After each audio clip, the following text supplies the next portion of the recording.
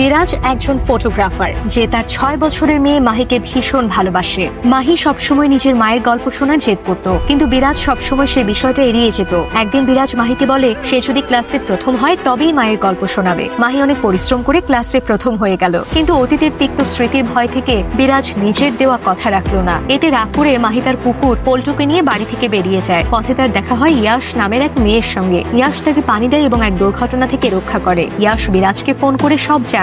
বিরাজ মাহিকে খুঁজতে খুঁজতে সেখানে পৌঁছে যায়, আর ইয়াশ তাকে বলে মেয়েকে কেন সে মিথ্যা প্রতিশ্রুতি দিয়েছিল। শেষমেশ বিরাজ মাহির কাছে তার মায়ের গল্প বলা শুরু করে, কিন্তু মাহি কখনো নিজের মাকে দেখেনি, তাই গল্পের মাকে সে নিজের মনে ইয়াশের মতো কল্পনা করে। বিরাজ একজন প্যাশনেট ফটোগ্রাফার ছিল, যে সবসময় সুন্দর সুন্দর ছবি তোলার মধ্যে মগ্ন থাকতো। একদিন যখন সে কারো ছবি তুলছিল, তখন ক্যামেরার লেন্সের মাধ্যমে সে সবচেয়ে সুন্দর এক মেয়ে বর্ষাকে দেখতে পেল। বর্ষার সৌন্দর্য বিরাজের মন জয় করে নেয়। বিরাজ বর্ষার ছবি তোলা শুরু করেছিল, কিন্তু বর্ষা বিষয়টা টের পেয়ে যায়। রাগে ফেটে পড়ে সে বিরাজের কাছে এসে বলল, তোমার লজ্জা নেই নাকি লুকিয়ে আমার ছবি তুলছো? এই বলে সে বিরাজের ক্যামেরা ছিনিয়ে নিয়ে চলে যায়। পরে বিরাজের বন্ধু বর্ষাকে বোঝায় যে বিরাজ একজন শখ ফটোগ্রাফার, সে শুধু নিজের পোর্টফোলিওর জন্যই তার ছবি তুলছিল। এরপর বর্ষা ক্যামেরার মধ্যে নিজের সুন্দর ছবি দেখে সত্যিটা বুঝতে পারে। বর্ষা ক্যামেরাটা ফেরত দিতে বিরাজকে দুঃখ প্রকাশ করে, কিন্তু বিরাজ প্রথম দেখাতেই বর্ষার প্রেমে পড়ে গিয়ে সরাসরি তাকে আই লাভ ইউ বলে প্রপোজ করে বসে। বর্ষা তখনও রাগে গরম হয়ে আবারও তার ক্যামেরা নিয়ে নেয়। পরে জানা যায় বর্ষা আসলে বিরাজের বসের ভাতিজি। এটা শুনে বিরাজ ভয় পেয়ে যায় এবং ভাবে